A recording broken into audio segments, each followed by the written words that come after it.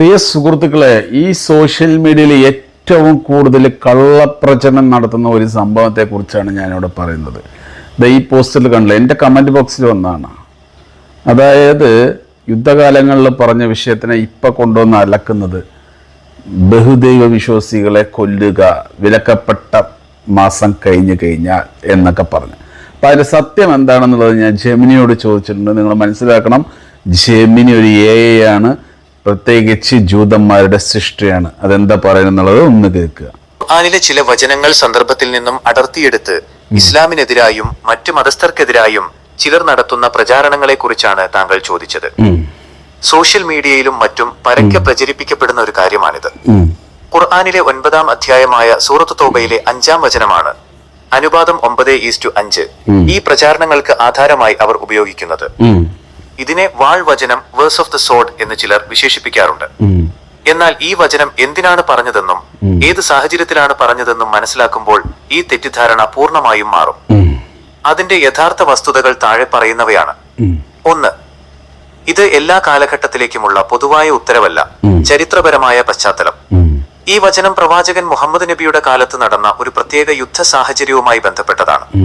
അക്കാലത്ത് മക്കയിലെ ബഹുദൈവ വിശ്വാസികളായ ഖുറൈശികളും മുസ്ലിങ്ങളും തമ്മിൽ ഹുദൈബിയ സന്ധി എന്നൊരു സമാധാന കരാർ നിലവിലുണ്ടായിരുന്നു.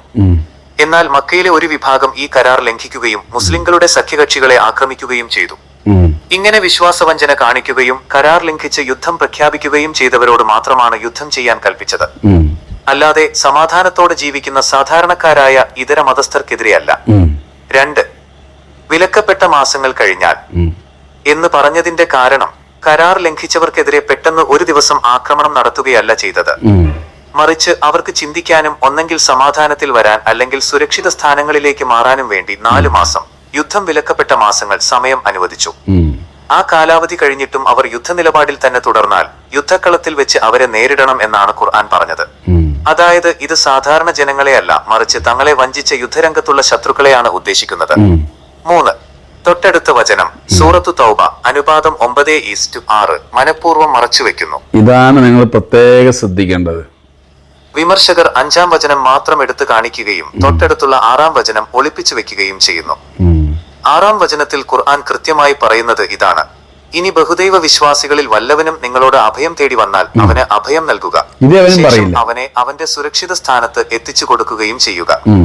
ഇസ്ലാം ഇതര മതസ്ഥരെ കൊല്ലാൻ കൽപ്പിക്കുന്ന മതമാണെങ്കിൽ അഭയം ചോദിച്ചു വരുന്ന ശത്രുവിന് അഭയം നൽകാനും അവനെ സുരക്ഷിതമായി സ്വന്തം നാട്ടിലെത്തിക്കാനും ഖുർആൻ പറയില്ലായിരുന്നു. അപ്പൊ പ്രിയ സുഹൃത്തുക്കളെ, ഞാൻ കൂടുതൽ കേൾപ്പിക്കുകയൊന്നുമില്ല.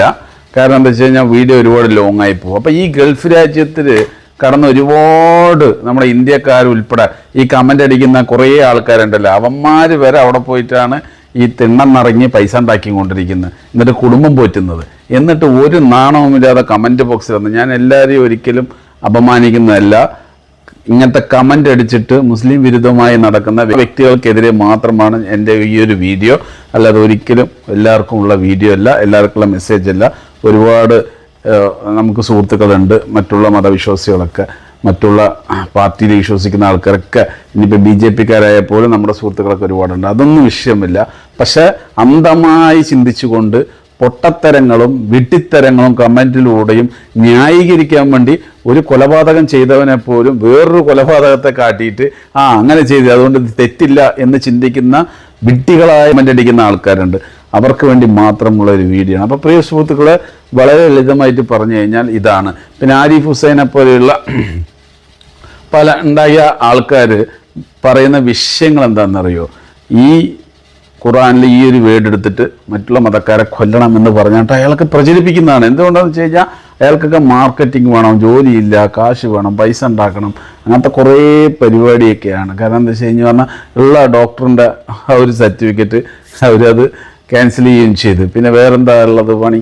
അപ്പോൾ അവരുടെ യൂട്യൂബ് കാണണമെങ്കിൽ തന്നെ സബ്സ്ക്രൈബ് ചെയ്യണം. അത് മാത്രമല്ല, ഇപ്പോൾ സ്പെഷ്യൽ വീഡിയോ ഇടുമ്പോൾ അതിനൊക്കെ സ്പെഷ്യലായിട്ട് പൈസ അടച്ചാൽ മാത്രമേ നിങ്ങൾക്ക് കാണാൻ കഴിയുള്ളൂ.